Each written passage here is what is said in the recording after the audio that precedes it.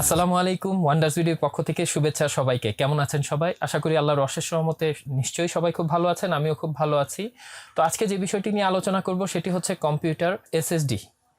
তো অনেকেই বলে থাকেন যে আমরা অনেক টাকা খরচ করে পিসিটি বানালাম, বাট পারফরমেন্স কিন্তু আশানুরূপ পাচ্ছি না, বা স্পিড যতটুকু পাওয়ার কথা ঠিক ততটুকু আমাদের স্পিড কিন্তু দিচ্ছে না পিসি।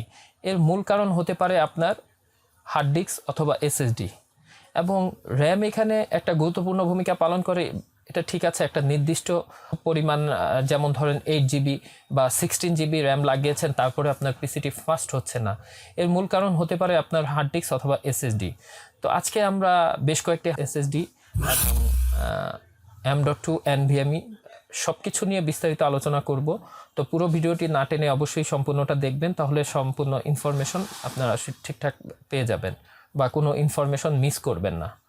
তো যারা আমার চ্যানেলটিতে একেবারে নতুন অবশ্যই সাবস্ক্রাইব করবেন, সেই সাথে বেল আইকনটি বাজিয়ে রাখবেন যাতে পরবর্তী ভিডিও নোটিফিকেশন পেতে অসুবিধা না হয়। তো কথা না বাড়িয়ে চলুন শুরু করা যাক। তো আজকে প্রথমে আমরা দেখব হার্ড ডিস্ক। আমরা হার্ড ডিস্কের সাথে সবাই কম বেশি পরিচিত, এটা নিয়ে বিশেষ কিছু আলোচনা করার নেই। তো হার্ড ডিস্ক এটা ওল্ড টেকনোলজি। তো এই হার্ড ডিস্কটা আমরা যারা ব্যবহার করে থাকি, এখনও আমরা এটা সেকেন্ডারি হিসাবে বর্তমান সময়ে, যেহেতু জেনারেশন আপডেটের কারণে হার্ড ডিস্কের চেয়ে অনেক বেশি স্পিড আমরা এসএসডি M.2 অথবা NVMe থেকে পেয়ে থাকি। তো এই হার্ড ডিস্কের ব্যবহার কিন্তু রীতিমতো কমে এসছে, এবং আমরা কিন্তু এই হার্ড ডিস্কগুলি আমরা সেকেন্ডারি হিসাবে ব্যবহার করি। তো আমাদের আজকের আলোচ্য বিষয় কিন্তু হার্ড ডিস্ক না। আমরা হার্ড ডিস্কটার কথা এই জন্যই বললাম যে এখনও আমরা অনেকে হার্ড ডিস্কটাই ইউজ করে থাকি। আমরা এত টাকা খরচ করে বড় বড় পিসি বানাই, বা বিশাল কনফিগারেশন বা খুব হাই কনফিগারেশন নেওয়ার পরেও দেখা যায় যে আমাদের পিসিটা পারফরমেন্স আশানুরূপ পাচ্ছি না, বা আমাদের কাঙ্ক্ষিত যেই পরিমাণ স্পিড পাওয়ার কথা সেই পরিমাণ স্পিড কিন্তু আমরা পাচ্ছি না। তো স্পিডটা স্লো থাকার মূল কারণ মনে করি আমি র্যাম এবং হার্ড ডিস্ক। যদি আপনার সাফিসিয়েন্ট পরিমাণ র্যাম থেকে থাকে, তাহলে অবশ্যই আপনার স্পিড কমার জন্য বা আপনার কাঙ্ক্ষিত স্পিড না পাওয়ার জন্য আমি মনে করি 100% আপনার হচ্ছে এসএসডি অথবা হার্ড ডিস্ক, এই দুইটা দায়ী হতে পারে।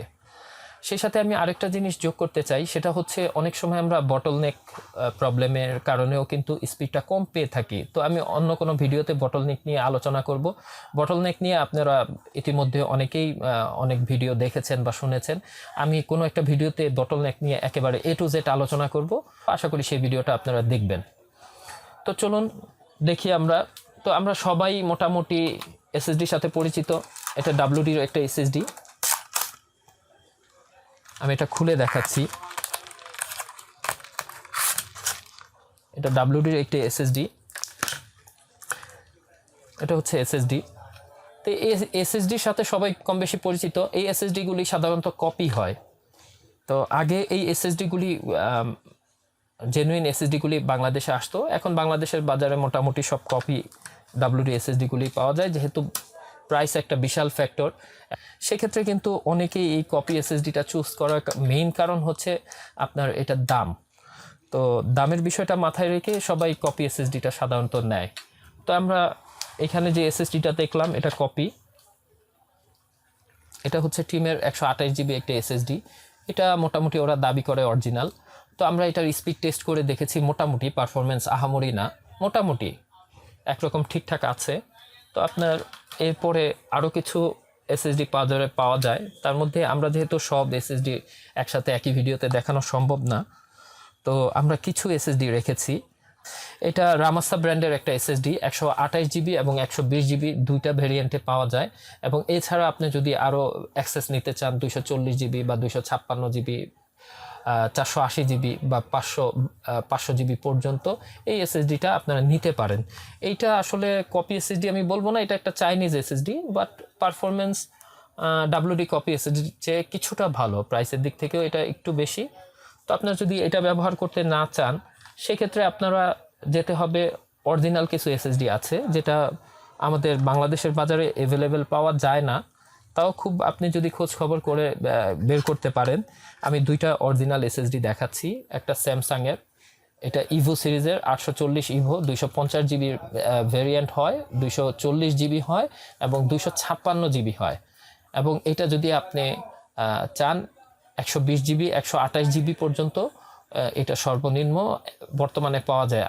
আর ইন্টেলের এসএসডির ক্ষেত্রে আপনারা 120 GB, 160 GB, 180 GB, 250 GB SSD এবং 480 অথবা 500 জিবি এসএসডি আপনারা বাজারে এই ধরনের ভেরিয়েন্টের এসএসডি পাবেন। তো আমি বলবো, যদি আপনারা একটু ভালো স্পিড পেতে চান, অবশ্যই অরিজিনাল এই এসএসডিগুলির বিকল্প নেই।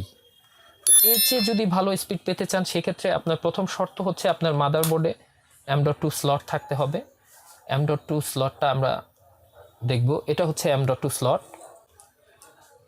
M.2 স্লটে আমরা এই ধরনের, এটা হচ্ছে M.2, এটা হচ্ছে এসএসডির আপডেট ভার্সন। আমি মাঝখানে বলে রাখি, এখানে M.SATA নামে আরও একটি এসএসডি ছিল যেটা আমি দেখাচ্ছি না, যেহেতু ওর চেয়ে আপডেট টেকনোলজি চলে এসছে এবং M.SATAটা আমি সিমাম মাদারবোর্ডে নেই, সুতরাং আমি ওটা স্কিপ করে গেছি। তা আমি ওই M.SATAটা আমি দেখাচ্ছি না। তো এখানে আমি সরাসরি M.SATA না দেখিয়ে M.2-তে চলে গেছি। এটা পারফরমেন্স এসএসডির চেয়ে অনেক ভালো। যদি আপনি এর চেয়ে ভালো পারফরমেন্স পেতে চান, সেই ক্ষেত্রে আপনাকে এরপরে যেই টেকনোলজিটা এসছে সেটা হচ্ছে M.2 NVMe। আপনি চাইলে কিন্তু এই M.2 NVMe ব্যবহার করতে পারেন। তা M.2 NVMe মোটামুটি বাজারে এখন অ্যাভেলেবেল পাওয়া যায়, কিন্তু শর্ত হচ্ছে আপনার মাদারবোর্ডে অবশ্যই M.2 NVMe স্লট থাকতে হবে। যদি স্লট না থাকে, সেক্ষেত্রে কিন্তু আপনারা ব্যবহার করতে পারবেন না। আর অনেকে হচ্ছে এক্সটার্নাল স্লট লাগিয়ে ইউজ করে। আমি বলবো যে তারা এই ধরনের এক্সটার্নাল স্লট লাগিয়ে খুব বেশি ভালো পারফরমেন্স পাবেন বলে আমার মনে হয় না। আমি টেস্ট করে দেখেছি, আপনার স্লট লাগিয়ে তেমন ভালো পারফরমেন্স আসে না। তো আমি বলবো যে যারা স্লট লাগানোর চিন্তা ভাবনা করছেন, যে স্লট লাগিয়ে দেন হচ্ছে লাইক এ কনভার্টার আর কি, তো আপনার ওই পিসিআইতে যদি আপনি স্লট লাগিয়ে এই M.2 বা NVMe চালান, আপনি তার চেয়ে বেটার হচ্ছে আপনি একটা ভালো মানের এসএসডি চালানো। সেটার পারফরমেন্স কিন্তু আপনি মোটামুটি ঠিকঠাক থাকে, ল্যাগ করে না, আমি যেটা টেস্ট করে দেখেছি। আচ্ছা, এখানে একটা বিষয় বলে রাখা ভালো, আপনি এই SATA 6 Gbps এর যেই আমরা কথাটা শুনে থাকি, SATA 6 Gbps কিন্তু এই M.2 থেকেই অ্যাকচুয়ালি পাওয়া যায়। আমরা এসএসডিতে সাধারণত SATA 6 Gbps দেখে থাকি, সেটাতে আপনার 100% আমার কাছে মনে হয় না সেই পারফরমেন্সটা আমরা পাই। সুতরাং আমরা M.2 অথবা NVMe থেকে কিন্তু 100% যেই পারফরমেন্সটা, সেটা কিন্তু আমরা লক্ষ্য করি। তো আমি বলবো সবাইকে যে আপনারা অনেক টাকা ব্যয় করে যারা পিসি বানাচ্ছেন, অবশ্যই আপনারা প্রথমে এই জিনিসটা মাথায় রাখবেন, যাতে এসএসডি M.2 অথবা NVMe, যদি NVMe সুবিধাটা আপনি নিতে পারেন তাহলে সবচেয়ে ভালো হয়। যদি আপনার বাজেট সেই পর্যন্ত সংকুলান না হয়, আপনি M.2 পর্যন্ত নেবেন। যদি M.2-তে সংকুলান না হয়, আপনারা এসএসডিতে থাকবেন। এবং সেকেন্ডারি হিসাবে আপনারা একটা হার্ড ডিস্ক ব্যবহার করতে পারেন। হার্ড ডিস্কটা স্টোরেজ হিসাবে থাকলো। আর হচ্ছে আপনার অপারেটিং সিস্টেমের জন্য অবশ্যই আপনি M.2 অথবা এসএসডির উপর ডিপেন্ড করতে পারেন। প্রিয় দর্শক, আশা করি ভিডিওটি অনেক ভালো লেগেছে। যদি ভালো লেগে থাকে, অবশ্যই লাইক, শেয়ার এবং কমেন্টস করবেন, সেই সাথে সাবস্ক্রাইব করবেন এবং বেল আইকনটি বাজিয়ে রাখবেন, যাতে পরবর্তী ভিডিওটি পেতে আপনাদের অসুবিধা না হয়।